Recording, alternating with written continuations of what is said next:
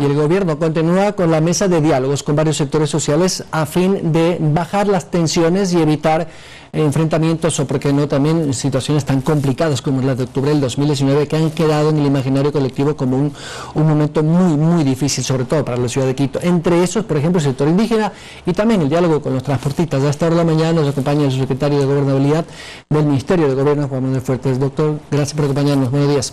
Buen día, muchas gracias a usted y a la audiencia. Bueno, ¿en qué punto están estos diálogos, sobre todo con el sector indígena, que luego después de ese segundo intento se llegó no a ciertos acuerdos, pero por lo menos a líneas base sobre las cuales poner estas denominadas mesas técnicas?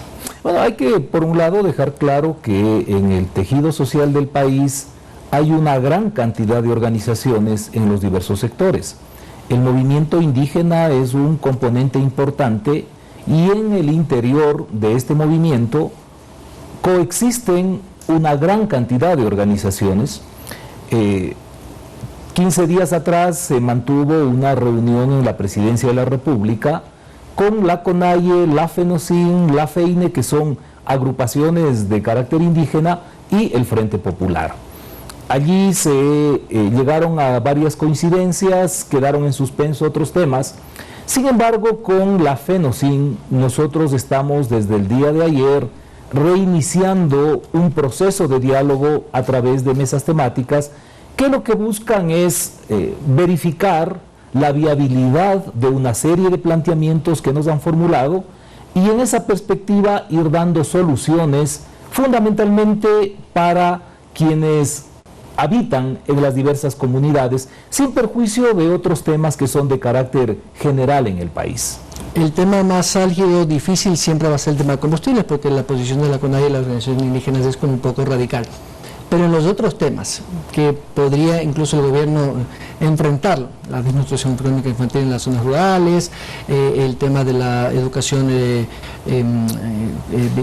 intercultural, el tema de los créditos y dificultades de pago que tienen sobre todo las zonas rurales, los campesinos con los bancos públicos, sobre todo, digamos que es como más fácil de destrabar o llevarlo a consecución. ¿Qué tiempo se han dado o qué tiempo ha dicho la CONAIE que puede esperar para el tema de los combustibles, que, como digo, es el más álgido? Hay que hacer una diferenciación. En la reunión de 2 semanas atrás, el señor Leonidas Issa señaló que en tanto no se resuelva este requerimiento de que se disminuya y se congelen los precios del diésel y de la gasolina extra, ellos no se sentarían a dialogar sobre otros temas. Nos parece extraño, porque ¿qué tiene que ver la solución a varios problemas para dejarlos allí estancados esperando que se discuta un solo tema? Pero en el caso puntual de la FENOCIN, ellos, independientemente de lo que acontezca respecto de este requerimiento sobre el precio de los combustibles, siguen llevando adelante el proceso de diálogo sobre una cantidad de temas entre los cuales se incluyen los que usted acaba de señalar. Algo similar ha acontecido, incluso se ha avanzado mucho más con la dirigencia del pueblo montubio. De tal modo que el gobierno sigue en esta línea de absoluta convicción democrática, utilizando las herramientas que democráticamente tienen que utilizarse a efectos de que en el marco del análisis, de la discusión, se puedan ir encontrando coincidencias.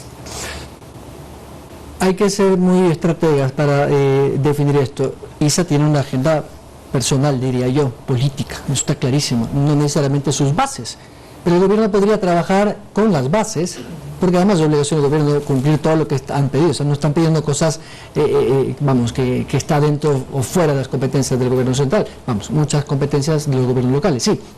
Pero el gobierno podría apalancarse en los líderes de las organizaciones de base y dejar sin piso eso que parece ser es el libreto del señor Issa y de algunos dirigentes, lamentablemente no todos, de querer generar ese ambiente de inestabilidad, porque ya lo demostró en octubre, en este octubre digo, ¿no?, con esas manifestaciones y cierre de carreteras, sobre todo aquí en la sierra. ¿Esa podría ser una estrategia? Lo que usted acaba de señalar es la esencia de esto. De lo que hemos podido constatar en los diálogos, conversaciones que hemos mantenido con los diversos sectores. Una característica que aparece claramente es que pese a que durante décadas, sobre todo el movimiento indígena ha sido un actor incluso protagónico en desestabilizaciones institucionales, que básicamente han tenido su sustento o pretexto en el incremento de precio de los combustibles, resulta que la condición de vida de los moradores, de los habitantes de las comunidades, prácticamente siguen las mismas condiciones. Así es. Y nosotros no hemos visto una gran movilización de la CONAIE alrededor de la reivindicación de ese tipo de derechos y la solución de ese tipo de problemas. De tal modo que, independientemente de continuar manteniendo esta serie de diálogos, lo que usted dice es lo central. Todo gobierno, este y cualquier gobierno, como obligación fundamental tiene no atender los requerimientos de los dirigentes, así es, sino solucionar los problemas de la gente, de darle una condición de vida distinta. Incluso un hecho muy llamativo, que a nosotros al menos nos ha resultado así, es constatar que entre los planteamientos que ha formulado la CONAIE, en ningún momento se ha mencionado siquiera el combate a la desnutrición crónica infantil, que afecta a importantes sectores del indigenado. A los que más afecta son a ellos. Y esta no es una cuestión menor. ¿Por qué? Es grave. Porque en la búsqueda de romper el círculo vicioso de la pobreza, si uno no ataca las condiciones de desnutrición en las que se encuentran los niños, esto tiene efectos en el proceso de aprendizaje. Y en consecuencia, si el sistema educativo, por estos problemas de carácter biológico, orgánico, fisiológico, no sé cuál es la palabra precisa, dificulta el aprendizaje, sin duda alguna que se contribuya a que se persista reproduciendo este círculo vicioso de pobreza. Por eso digo, nos ha llamado la atención. Yo en lo personal pongo una gran duda.